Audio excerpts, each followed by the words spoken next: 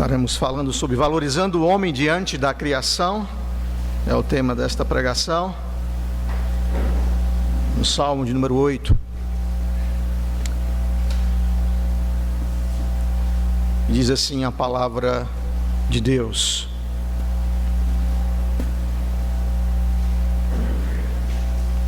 posso ler, irmãos? Ó Senhor, Senhor nosso, quão magnífico em toda a terra é teu nome, pois expuseste nos céus a tua majestade. Da boca de pequeninos e crianças de peito suscitastes força por causa dos teus adversários, para fazeres emudecer o inimigo e o vingador. Quando contemplo os teus céus, obra dos teus dedos, e a lua e as estrelas que estabeleceste, que é o homem que dele te lembres? E o filho do homem que o visites? Fizeste-o, no entanto, por um pouco menor do que Deus, e de glória e de honra o coroaste.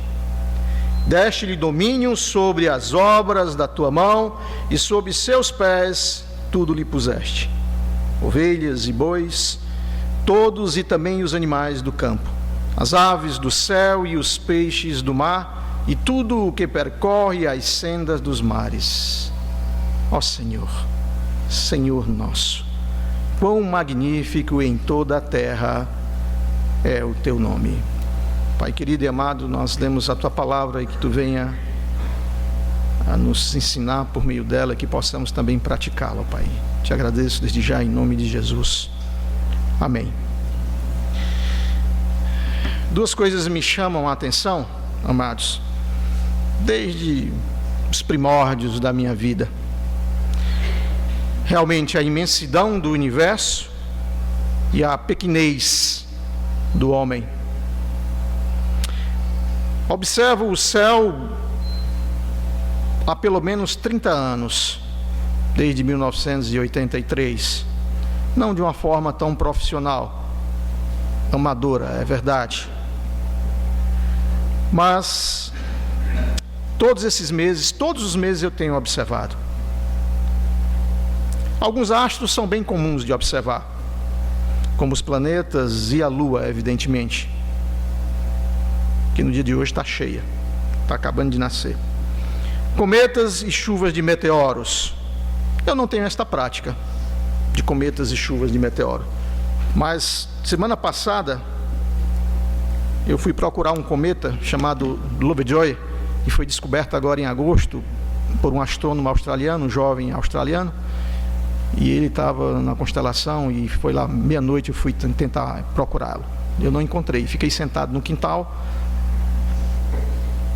literalmente, olhando para o céu, e quando de repente do meu lado esquerdo passa aquela estrela enorme, cadente, amarelona, bonita. Aquilo ali faz parte de uma chuva de meteoros, muito bonito, por sinal. Entretanto, eu gostaria de ter essa prática mais vezes. Aliás, desde que Deus colocou no meu coração o projeto Zoom no Céu, tenho me dedicado mais às observações e à busca por informações. Temos visto que muitas pessoas se interessam por este assunto, e isto abre uma porta para desenvolver relacionamentos e semear a palavra de Deus. Diante da imensidão do cosmos, então, aparece você e eu, o homem. Irmãos, é imenso. É algo assim estrondoso. Você não tem a noção quão majestoso e enorme é. E quanto mais a gente tenta se aprofundar mais informações chegam, de pesquisas, de tudo mais, maior parece ser. E quando a gente olha para a nossa dimensão, quem somos nós realmente? Diante da imensidão do cosmos aparece o homem. Ele é tão pequeno em comparação ao tamanho do cosmos que quase não existe. Interessante é que, apesar dos esforços de uma busca por vida inteligente, existe, viu? Existe um projeto, como por exemplo o projeto 7, que significa Seek for Extraterrestrial Intelligence, ou seja, pesquisa por vida inteligente, O governo dos Estados Unidos gasta milhões de dólares por ano, utilizando os rádios telescópios para isso. Que é um absurdo, né? Também é um absurdo, né? E que custa alguns milhões. Não se tem notícias de vida inteligente pelo espaço sideral, não tem retorno. Não tem, sabe por quê? Porque não existe. Não existe. E outro dia chegou um para mim lá no Projetos no Céu, no meio da praça, e começou a falar e começou a perguntar: o senhor acredita em disco voador, não acredita? Eu, de forma nenhuma. Agora estou decepcionado. Eu pensei que o senhor acreditava em disco voador. Eu digo: mas meu amigo, é o contrário, eu não acredito de jeito nenhum. E aí fui conversar com ele, tentar explicar algumas coisas. Mas é muito orgulho do senhor achar que a gente está sozinho no mundo. Eu digo: é muito orgulho? É não ter a capacidade de entender que existe um Deus que fez isso e se humilhar diante disso. Isso é orgulho, de não ter essa visão. Isto leva-nos a crer que somos únicos no meio de um universo realmente enorme. Por quê? Deus está nos querendo dizer algo com relação a isto? Pergunto. Existe uma indiferença por nossa parte em glorificar o nome de Deus em toda a sua criação? Inclusive a dimensão do homem? João Calvino, ele tem uma frase que ele diz o seguinte, falando do Salmo 8. Além disso, o Espírito Santo que dirigia a língua de Davi, sem dúvida pretendia, com sua instrumentalidade, despertar os homens do torpor e indiferença. Os homens fiquem num torpor e numa indiferença diante de tudo isso que existe. Que eles são tão peculiares, de maneira que não se contentem em apenas celebrar o infinito amor de Deus e os imensuráveis benefícios que recebem de suas dadivosas mãos, com uma atitude de lentidão e frigidez, mas ao contrário, que apliquem todo o seu coração a este santo exercício e que se dediquem a ele todos os seus mais ingentes esforços. Sabe, John MacArthur, ele escreveu um livro, muito bom por sinal, e eu indico, chamado Sociedade Sem Pecado. E guardadas as devidas proporções, eu estou querendo escrever um, chamado Sociedade Sem Céu. As pessoas não olham mais para o céu. A urbanização tornou o ambiente claro demais, a iluminação que existe ao nosso redor. Você vive no mundo horizontal. Você não faz esse movimento para enxergar as maravilhas que existem no cosmos. Os pais da igreja faziam isso. Aristóteles, Platão, os grandes filósofos, todos eles faziam isso. E a gente não faz para glorificar o nome de Deus. Vive numa sociedade sem entender as maravilhas do céu. Há quem diga até que existe um evangelho, aí eu acho exagero, mas já vi pesquisadores dizendo isso, que existe um evangelho escrito nas estrelas. Que eles acham que antes de o homem cair, Deus tinha colocado uma mensagem nos céus. E eles dizem que essa mensagem se perdeu, mas que ela existiu. Ou seja, saltando aí por cima da revelação especial. É demais, não posso acreditar. Mas que a grande mensagem, existe uma mensagem sim, que Deus está dizendo que Ele deve ser glorificado por toda a sua criação.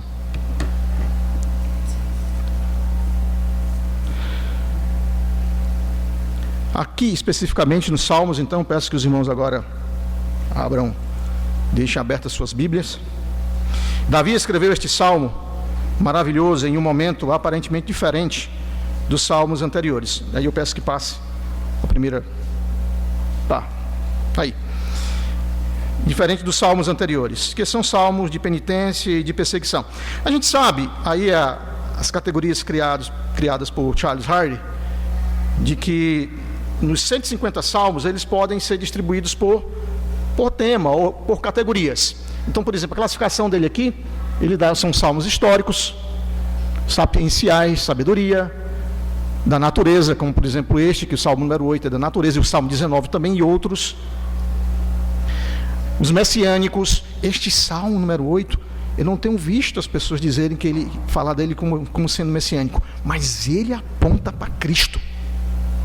Ele aponta para Cristo e nós vamos ver. Salmo, ele é messiânico também. Lamentação. Os salmos de número 1, bem-aventurado o homem, é um de felicidade, um salmo de louvor. O salmo número 2 é um salmo extremamente messiânico, que aponta para Jesus Cristo. Do salmo de número 3 até o salmo de número 7, são salmos de lamentação, momentos difíceis que Davi está sofrendo. Ele está sendo perseguido por Absalão, seu próprio filho. Ele está sendo perseguido no salmo de número 7 também por Saul. Então ele está ali no meio da perseguição. Às vezes ele não consegue dormir direito, às vezes ele clama ao Senhor, ele chora ao Senhor. São salmos de lamento. E de repente ele aparece com salmos, com um hino com relação à natureza e o esplendor de Deus, que é o salmo de número 8. Então nós temos também o testemunho, o salmo imprecatórios, que também do 3 ao 7, você vê que Davi ele pede: Senhor, faz justiça com relação aos meus inimigos, acaba com eles, Senhor, faz a justiça. São chamados salmos imprecatórios, de peregrinação e os penitenciais. Pode passar essa classificação de Riley. Agora também um grande estudioso chamado Mark Futato, ele dá essa classificação, que são salmos de realeza, falam muito do reinado, salmo de lamento, coincide com o do Riley, agradecimento, alguns salmos de gratidão e de alegria, os hinos, propriamente dito, o salmo número 8 também é um hino, né, que tudo vai bem, tudo vai bem. Quando tudo vai bem na vida, eles consideram como sendo um hino, está tudo em ordem, tudo vai muito bem, a celebração, são os famosos hinos. De confiança, que demonstra realmente a fé, ele confia que Deus vai mudar aquela situação. Então essa classificação dos salmos de sabedoria. E nós temos o salmo número 8, que é aqui em questão, que é um salmo da natureza, e um salmo também que a gente pode considerar como sendo um hino, né? Porque tudo aqui vai bem, ele está glorificando a Deus, ele está louvando a Deus e admirando a Deus pela sua criação. Então nós temos aí uma verdade espiritual, que eu considero em todo salmo: devemos glorificar a Deus, sim, devemos glorificar a Deus pela sua maravilhosa criação, com a devida importância para o homem. Aquelas pessoas que são alunos, que gostam de estudar homilética, essa é a verdade espiritual, viu? Essa é a proposição, essa é a tese. Devemos glorificar a Deus pela sua maravilhosa criação, com a devida importância para o homem. De que forma? Primeiro ponto, glorificando a Deus. Versículo de número 1, ele diz: ó Senhor, vamos lá, ó Senhor, Elohim, ele chama Senhor de Elohim. Elohim é o mesmo, Gênesis capítulo 1, do Bereshit, Bará, Elohim, que criou Deus, os céus e a terra. Ele está chamando, é a mesma pessoa, é o Deus majestoso, é o Deus grandioso, é o Deus da criação. Então ele começa: ó Senhor, Elohim, Senhor nosso. Para a gente é o mesmo, né? Ele está falando Senhor duas vezes, mas não é, porque o primeiro é Elohim e o segundo é Yehová, ou seja, Jeová. Então ele está chamando Elohim e Jeová. Por que ele faz a diferença logo aqui no primeiro versículo? De Deus, Deus da criação. Sim, é o Deus que criou todas as coisas.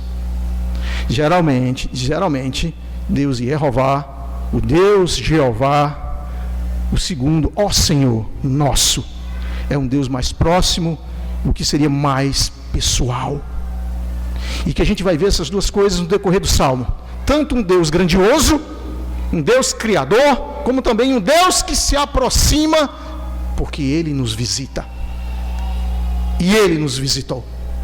Ele se torna mais próximo. Não só transcendente, mas também imanente no nosso meio. Senhor nosso. Lembra um pouco a Tomé, né? Senhor meu e Deus meu. Quão admirável é o teu nome em toda a terra. É como se ele estivesse dizendo: quão admiráveis são as tuas obras em toda a terra. Admirável, quão nobre. A palavra admirável é adi, tão nobre, tão maravilhoso, tão majestoso é o teu nome sobre toda a terra. Veja que ele glorifica primeiro a Deus. Por que Davi resolve glorificar a Deus antes de falar da natureza e falar do nome? Porque Deus é o Criador de tudo. E no versículo 2, Davi ele coloca algo de diferente aparentemente, mas não é. Porque ele boca da boca das crianças e dos que mamam tu suscitastes força, por causa dos teus adversários, para fazer-lhes calar o inimigo, o vingador. Quem não olha para uma criança, eu estava nesse instante olhando para a filha do Renato Daline. Linda, né? Como é que você não pode ver a expressão do Criador? Uma criança, e uma criança que está sendo amamentada. É tão simples, não é para a gente, mas ali há a criação. Estava essa semana assistindo o irmão Stefan Semeia. Ele escreveu 2 livros, Assinatura Celular e A Dúvida de Darwin. Ele é um cientista, e eu estava observando as suas palestras sobre a informação contida no DNA, que é algo que também assusta. Não só o que assusta é a questão do macro, mas também do micro. A informação que a gente sabe que desde 1953 foi descoberta, né, pelo código, mas é algo muito mais profundo do que a gente possa imaginar. Aquela informação que está contida ali nos cromossomos, no núcleo da célula. É algo de maravilhoso e fantástico, é assombroso. Então, quando a gente olha para uma criança que expressa a beleza da criação também, não é preciso algo de extraordinário, vamos dizer assim, olha para uma criança. Estava na igreja, no acampamento da igreja recentemente, lá em Pacoti, lá no centro de treinamento, e ali geralmente tem aquela grama inicial, para quem conhece lá o centro de treinamento, assim que a gente entra, aquela graminha inicial, e geralmente a gente realiza os cultos ali do lado, no meio daquelas colunas. E eu estava dizendo para a igreja que a igreja precisa ter uma sensibilidade espiritual de conviver melhor com a natureza, com a criação do Senhor, com as impressões digitais do Criador. A gente parece que às vezes não para um pouco. E eu me lembro que na ocasião eu perguntei para eles, e eu pergunto para vocês agora, vou fazer a mesma pergunta que eu fiz para eles, eu pergunto para vocês. Nós temos um jardim ali na frente da igreja, não temos? Tem algumas plantas e acho que tem até grama ali. Você está conseguindo ouvir o barulho da grama crescendo? Não. Você não está conseguindo ouvir o barulho da grama crescer? Precisa aumentar a sua sensibilidade. Você está ficando doido, pastor? A gente precisa aumentar a nossa sensibilidade em tudo. Você vive muito melhor quando você presta atenção às impressões digitais de Deus em tudo, na criação, em mim, internamente, em você.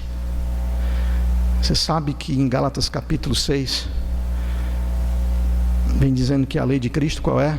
Levar a carga um dos outros. E levar a carga um dos outros é para você ter também essa sensibilidade cristã.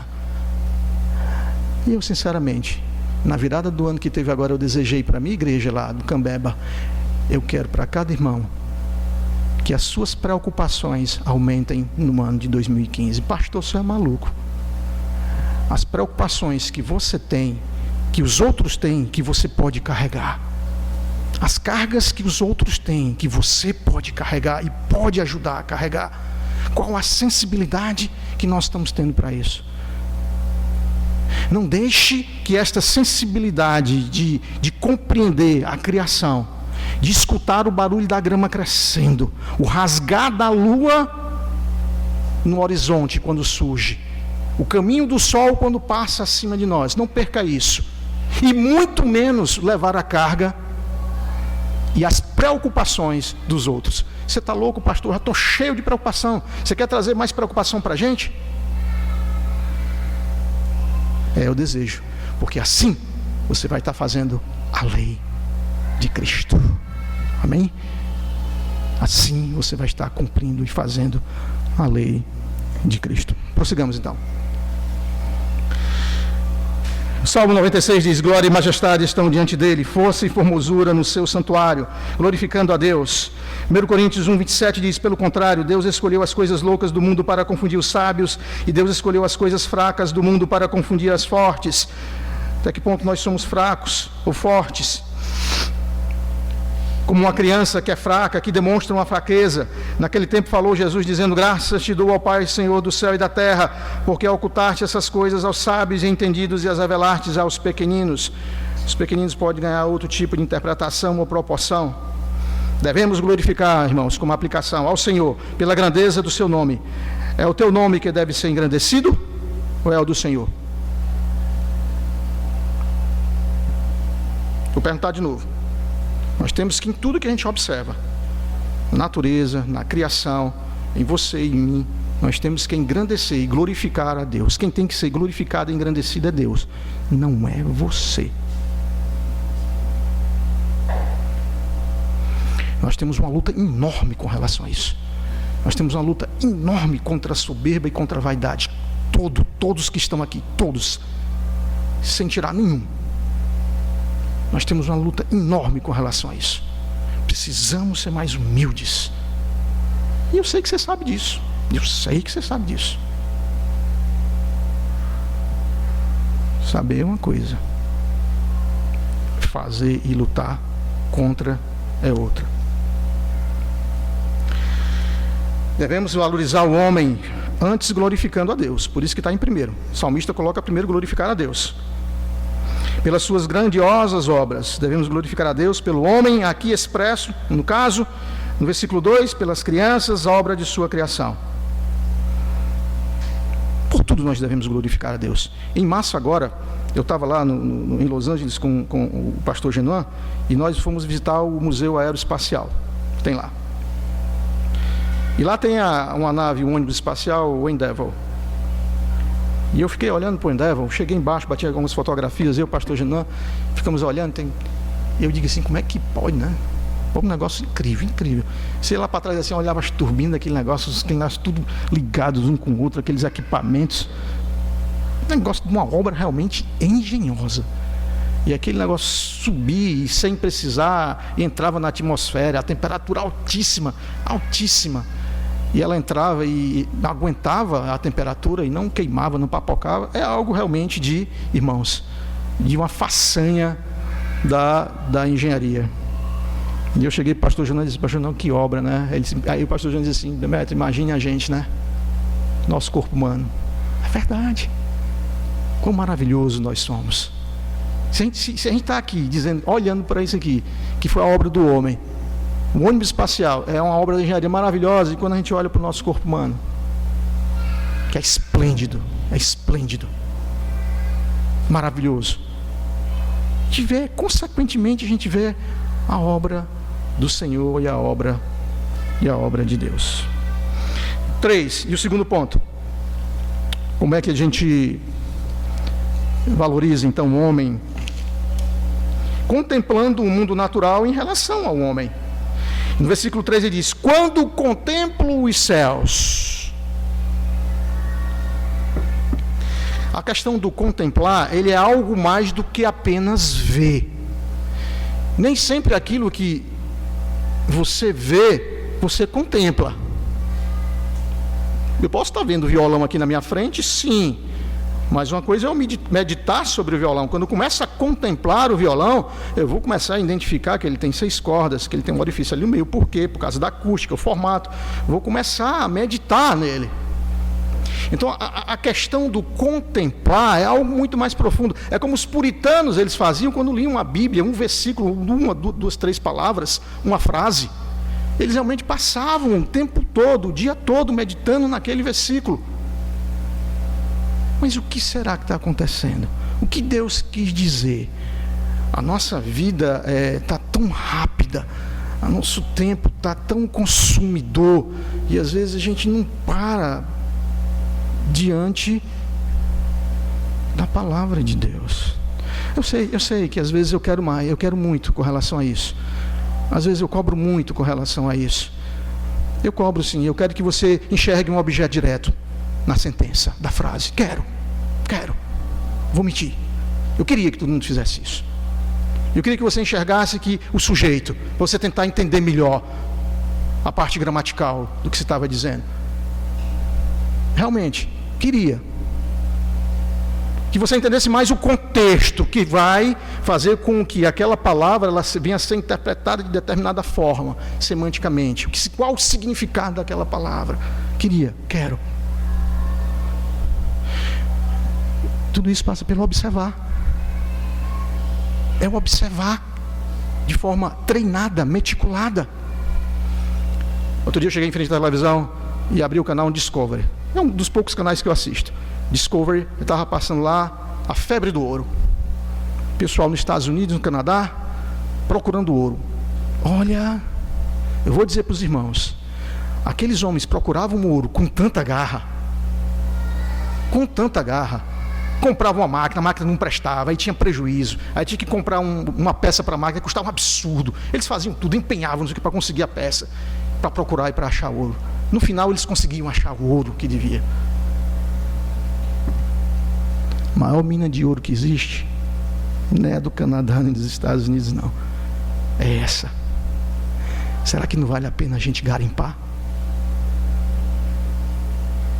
Temos que garimpar, olhar, saber observar, enxergar, ter paciência. O almoço espera um pouquinho, o trabalho espera um pouquinho. Medita, observa, contempla a obra de Deus. Você vai achar pepitas de ouro. Quando contemplo os teus céus, obra dos teus dedos, a lua e as estrelas que estabelecestes.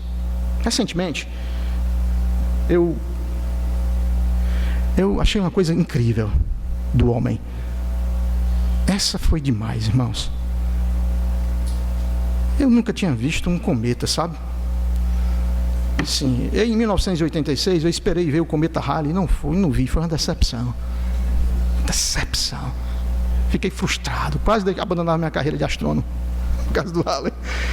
E quando foi para minha surpresa agora em agosto, as manchetes nos jornais e nas redes sociais, o homem conseguiu colocar uma sonda espacial em cima de um cometa.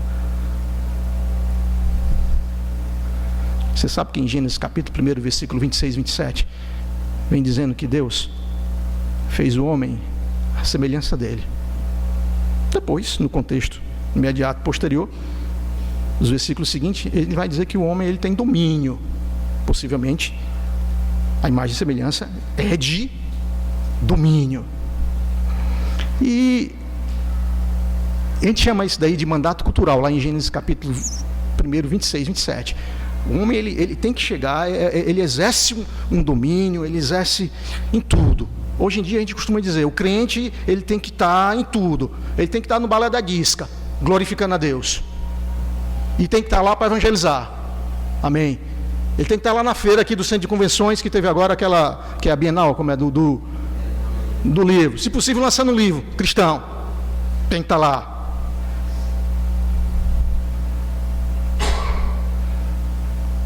Eu não tenho vergonha de dizer para você que fui assistir uma partida da Copa do Mundo, não. Eu fui no estádio. Eu fui. Por que vocês estão rindo? Porque vocês foram também, né? Eu fui. E o Romendança foi também, a serviço, né, Romendança? E eu fui, mas eu fiquei abismado com a organização, algo de fantástico. E eu fui a um jogaço, Costa do Marfim, Grécia. O que tem? Eu fui e fiquei tentando observando o que eu posso aprender, né, ali de bom com a organização do padrão FIFA.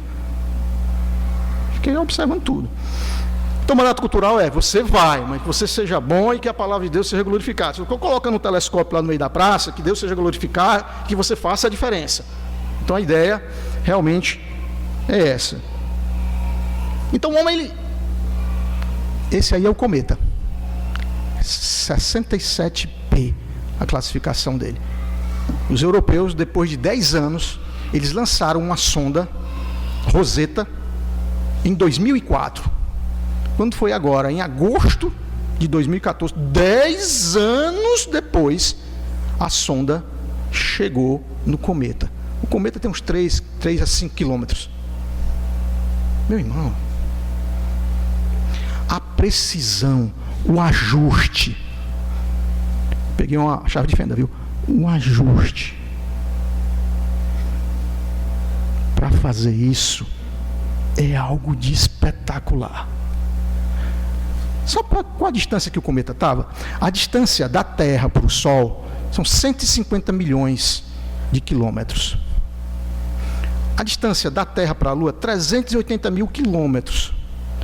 Esse cometinho aí, ele está numa distância de 500 milhões de quilômetros. Quando você divide 500 milhões, por exemplo, por 380 mil, que é a distância da Terra para a Lua, vai dar 1.500 vezes essa distância. Ele conseguiu ajustar, orientar e pousar. Tem mais. A Rosetta, ela levava o módulo Philae, que é a navezinha menor, que pousou. Pode passar. Olha aí, olha aí, olha aí.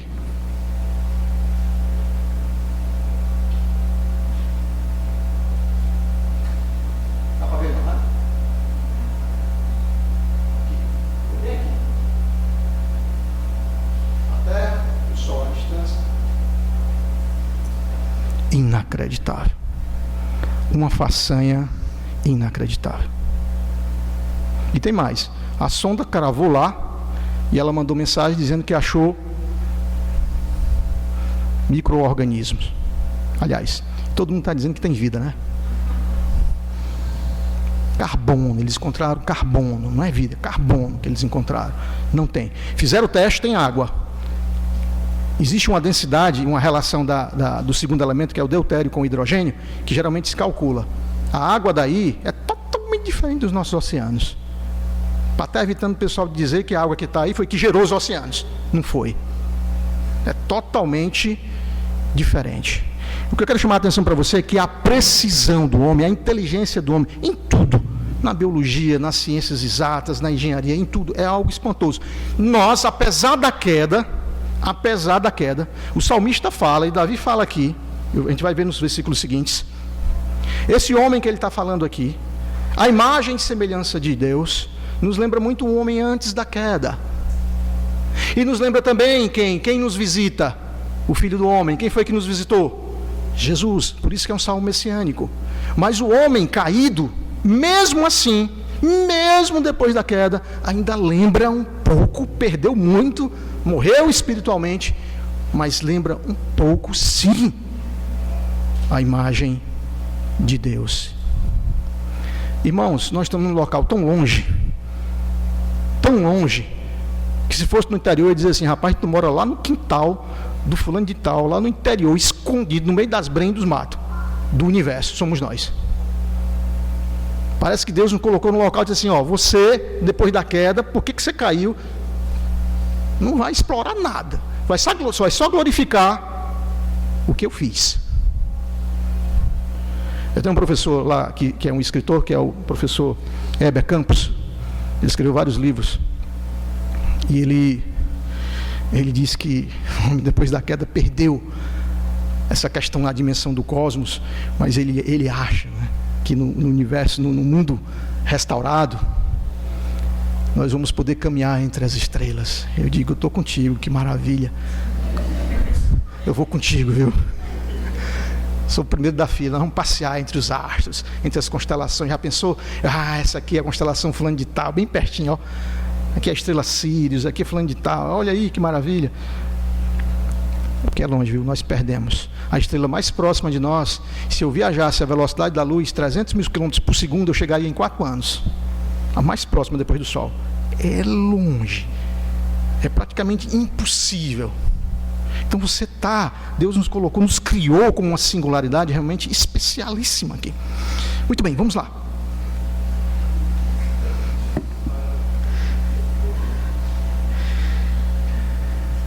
Esse aí é o cometa. Tem mais algum do cometa aí, irmã?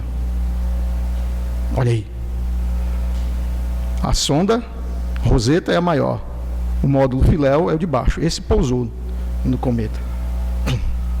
Pelo amor de Deus.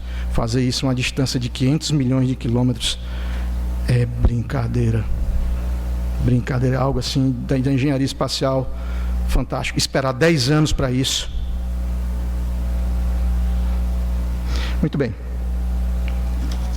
Versículo 4, e diz assim: quem é o homem?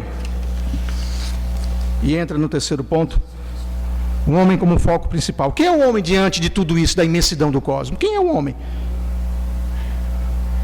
O homem, ele é um ser que é capaz de fazer proezas como essa. É insignificante? É. Embora seja insignificante diante da imensidão do cosmos, quem é o homem para que te lembres dele? Ao mesmo tempo que existe uma imensidão tremenda, você tem uma importância fantástica para Deus, porque Ele nos ama. Ele nos ama. E tudo que foi feito, a gente costuma dizer que é o princípio antrópico.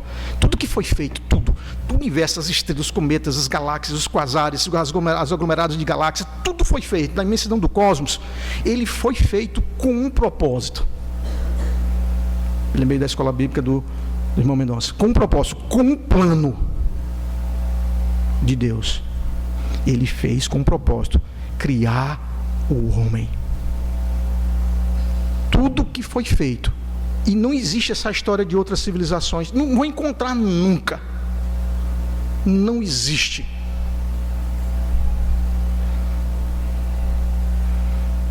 Me responda uma coisa: e o verbo se fez carne e habitou entre nós? Olha lá, João capítulo 1 e versículo 14 também. O verbo era Deus no princípio, e o verbo é Deus. Ele habitou entre nós. Ele tomou a forma de quê? De carne. Igual a mim, igual a você. Aí quando ele foi para a cruz, ele foi o homem. Ele morreu por mim e por você, pelos nossos pecados. E ele ressuscitou ao terceiro dia. Ele ressuscitou, ele tomou a forma de quê no corpo glorificado? De homem. Então ele morreu por quem? Pelo homem. Ele não morreu por um ET. Ele não assumiu a forma de um ET. Então não vem Jesus, e olha lá, Jesus é quem sustenta todas as coisas, está lá em Colossenses. Ele criou tudo pelo poder da sua palavra, Hebreus capítulo 1, versículo 3. Está lá. Ele criou tudo e a todos. Todos os corpos celestes, toda a criação, tudo foi feito por ele, eu e você, para a glória dele. Então não existe, tá? Existe uma fórmula matemática chamada muito séria, que a gente chama que é a fórmula de Drake. A fórmula de Drake, ela faz uma simulação de quantas civilizações pode existir no universo. Aí tem um bocado de número, uns 10 variáveis. Eu fiz, coloquei na calculadora as variáveis. E eu fui muito legal com as variáveis. Fui muito mão aberta com as variáveis. Eu achei 2 civilizações no mundo todo, no universo todo. Quando eu ajusto um pouco mais um número, acabou, só aparece uma. Não tem. Você é único. Ele lhe fez único. Ele nos fez únicos. É o princípio antrópico. Tudo que existe foi feito por isso. Quer ver uma coisa? Pode passar a próxima.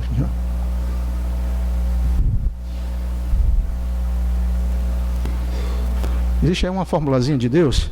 Davi nem estava pensando nisso. Davi nem conhecia isso, tá? Mas as novas descobertas que eu vou dizer aqui para vocês é mais ou menos assim. Pode passar, irmã. Isso daí é o Deus da criação medindo o mundo com divisores de uma ilustração bíblica de Helms, na metade do século XIII, em 1250. E aí, vou pegar 3 exemplos, aí como se fosse a caixa do universo, e existem algumas constantes universais que nós sabemos que existem. A constante da gravidade, a constante de Planck, do mundo quântico, subatômico, a constante, a carga do elétron. Está aí, ó, esses números aí, ó. Para quem gosta de física, quem está estudando, hein? Maravilha, hein? Vocês aí que são alunos jovens, maravilha, pastor. Aquela que G ali é a constante da gravidade. Ó, deixa eu dizer uma coisa para vocês, presta atenção. Velocidade da luz é outra constante, é 300 mil km por segundo. Onde estiver, onde você estiver. A carga do elétron é essa aí, 1,6. Constante, não muda. A constante de Planck, que é a constante quântica dos pacotezinhos de quanto que pode dar energia para os átomos, É 6,62.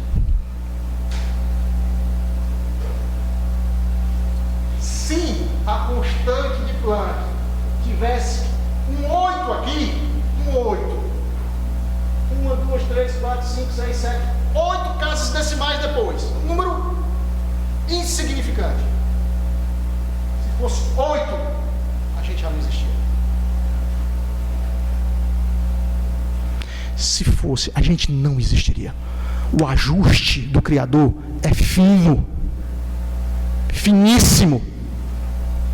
Se a gravidade 6,67, 42,87, se fosse 42,86, a gente não existia. Os números são precisos. Precisos. Deus, Ele ajustou como deveria ser. É o princípio que tudo Ele criou para a minha existência, para a sua existência nesse mundo. Ó, a lua está bem ali assim. Estou já terminando, irmãos. A lua está bem ali. Você sabe na realidade o que é a lua? A lua, ela é uma âncora. Vocês já viram o que? No meio do mar, é muito importante uma âncora. Quando o mar está agitado, você, no barquinho, você joga uma âncora e a âncora fica sustentando ali o barco, não é? Vou dizer uma coisa para você. Se não existisse a lua, a Terra tem um movimento chamado de libração, que faz assim, além do de rotação. Se não tivesse a lua, tirasse a lua dali, esse movimento ia ser amplo. Ia ter muita era glacial, gelo. Acabou vida. Acabou vida. Coloca a lua de lado da Terra, na distância exata, e ela vai dar o equilíbrio no movimento de libração da Terra, para ser estabelecidos os limites dos oceanos e da gravidade na ação de tudo. Impressionante. O universo foi tunado, ajustado. Impressionante. Maravilhosamente. Estrondosamente. Fantasticamente. Para que a gente pudesse viver aqui. Estarmos aqui na igreja adorando a Ele, ao Senhor, pela sua criação. Quem é o homem? Para que te lembres dele, e o filho do homem. Ah, pastor, aparece aqui o filho do homem. Você sabe qual é o título que Jesus ele utilizava mais com relação a ele? Filho do homem. E quem nos visitou? Quem esteve aqui? Jesus. Daí a parte messiânica do Salmo. Quem tem toda a condição de expressar verdadeiramente a imagem de Deus hoje, sou eu, você? Não. Só tem um que representa a verdadeira humanidade. Jesus Cristo. Ele representa a verdadeira humanidade. Consequentemente, como ele foi o primeiro, ele ressuscitou, foi ressurreto, melhor dizendo, nós também seremos. E voltaremos a ter a verdadeira imagem potencial, total, que tínhamos possivelmente antes no Jardim do Éden, pela pessoa de nosso Senhor Jesus Cristo.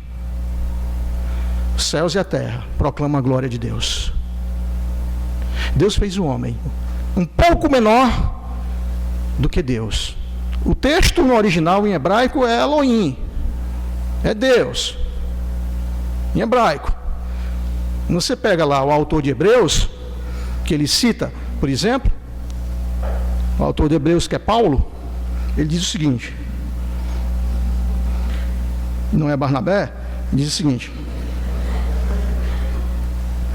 é Barnabé, em homenagem ao meu mestre que aqui está, rapaz, é Barnabé, diz assim, Hebreus capítulo 2, versículos 6 a 8, o mesmo texto, é parecido, ó. Antes, alguém em certo lugar deu pleno testemunho, dizendo, que é o homem que dele te lembres, ou do filho do homem que o visites, fizeste-o por um pouco menor que anjos. Paulo, ou Barnabé, estava utilizando possivelmente o texto grego, que o texto grego da Septuaginta, ele vai dizer que é ângelos, é anjo, mas no texto original está Elohim, Deus. Fizeste um pouco menor do que os anjos, de glória e de honra o coroaste. Interessante, né, que hoje o racionalista, o evolucionista, ele vai dizer o seguinte: o homem é um pouco maior do que os outros animais. Primeiro está chamando a gente de animal, e eu não sou animal.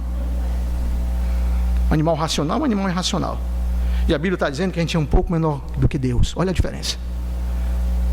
A ciência diz que nós somos um pouco maior do que os animais. Grande coisa assim, né?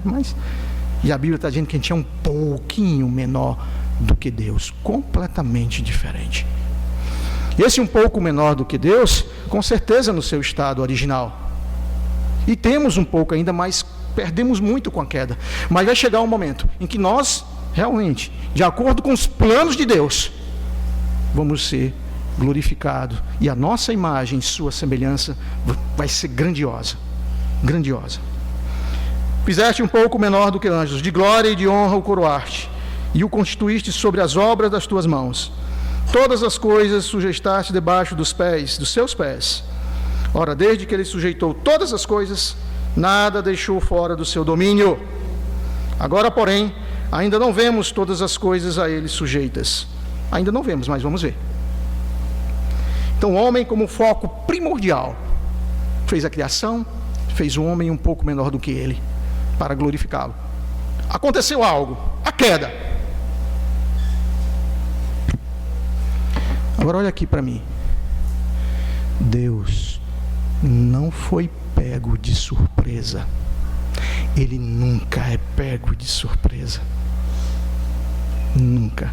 Portanto, não pense que a queda estava fora de controle de Deus. De forma nenhuma. Existe um filósofo chamado Leibniz, que ele tem um argumento interessante. Ele diz que o mundo é do jeito que é, porque esse é o único mundo possível para Deus. Porque se existissem outros mundos melhores, com menos sofrimento, a gente poderia colocar em xeque. Até não, mas a justiça de Deus. Por que existe outro mundo melhor? Só existe esse.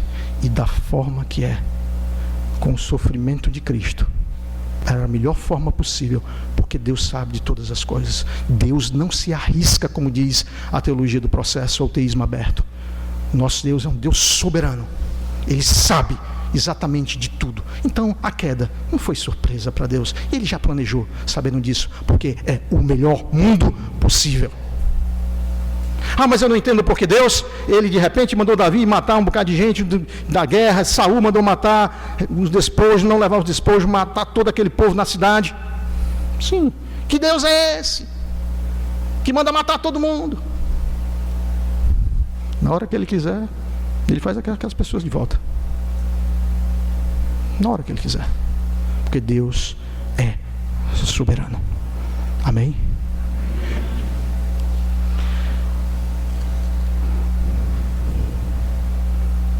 Então temos que glorificar a Deus por esse ajuste fino. Salmo 144, 3 diz: Ó Senhor, quem é o homem para que tomes conhecimento dele, e o filho do homem para que o consideres? E Jó, quem é o homem para que tanto o engrandeças e ponhas sobre ele o teu pensamento? Lucas, acredito até que a gente já leu esse versículo. Bendito seja o Senhor, Deus de Israel, porque visitou e remiu todo o seu povo. Por último, contudo, pouco abaixo de Deus o fizeste, de glória e de honra o coroaste, deste-lhe domínio sobre as obras das tuas mãos, tudo puseste debaixo dos seus pés. A referência messiânica é forte aqui com relação ao Senhor Jesus. Devemos entender, amados, que o homem vai exercer domínio total na restauração, como eu falei, em Cristo. E que Cristo representa realmente este homem aqui do Salmo de número 8. Nós vamos chegar a esse ponto por causa da obra maravilhosa de Jesus no nosso meio. Filipenses 2,7 diz que este homem esvaziou-se a si mesmo, tomando a forma de servo, tornando-se semelhante aos homens. Fizeste um pouco menor que os anjos, de glória e de honra o coroastes, Hebreus 2,7. Mateus 10:31 diz: não temais, pois mais valeis vós do que muitos passarinhos. Nós temos um valor. Você tem um valor enorme. Deus ama você. Você que estava indo para o inferno, para a condenação, Ele elegeu. E hoje você está indo para a vida eterna. Mesmo que por breve tempo, a gente tenha que passar por algumas provações. É necessário passar por várias provações para entrar no reino de Deus, diz o apóstolo Paulo lá em Atos capítulo 14, versículo 22. Ninguém tem que ter medo das tribulações e nem do sofrimento. Deus não é apático. Existe uma coisa chamada teopatia. Deus, ele não se isolou, ele sofreu. Ele sabe o que é sofrimento. Ele padeceu. Por que tem que ser assim? Porque é o melhor caminho. Não existe outro caminho. Ele te fez assim, me fez assim. Ele tem que ser glorificado por isso. E Davi sabia muito bem. Estava glorificando por tudo isso, pela obra, pelo homem. E aqui Deus usou Davi, mostrando já que o homem, a imagem e semelhança de Deus, na pessoa, na visitação, na obra de nosso Senhor Jesus Cristo. Todas as ovelhas e bois, assim como os animais do campo, as aves do céu e os peixes do mar, tudo que passa pelas veredas dos mares. E ele termina o salmo do jeito que começou. Ó Elohim, ó Deus, Senhor nosso, quão admirável é teu nome em toda a terra. Admire o nome de Deus em toda a terra. Seja sensível à sua criação, do homem, da pessoa que está ao seu lado, do mais simples animal que ali está, dos astros do céu, da natureza que existe, como ele sendo o quê? A impressão digital de tudo que há, de tudo que existe. O cristão, ele não pode observar